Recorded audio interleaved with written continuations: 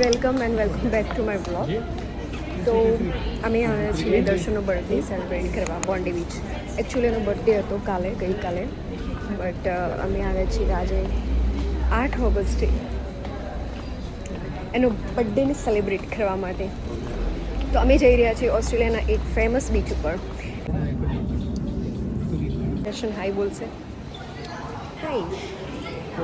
વાયા ટ્રેનથી અમે આવ્યા છીએ અને હવે અમે લઈશું બસ. આ જે ઠંડી અને દર વખતે ઊંડી જોરદાર અહેસાસ થઈ રહ્યો કે ઠંડી બહુ જ છે બહાર. ભાઈ આપણે તો સ્વેટર પહેરી દીધું. જોઈએ હવે.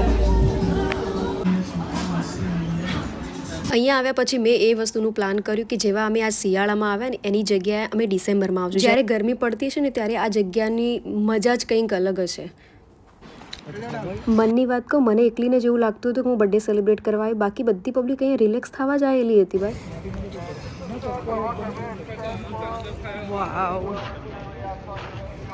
સરસ વ્યૂ છે અહીંયાનું, બહુ મસ્ત. હોવા છતાં પબ્લિક જેટલી દેખાય બોન્ડી બીચ પર. અહીંયા પ્રોપર શિયાળો ચાલુ, તો પણ આટલી પબ્લિક નાવા અને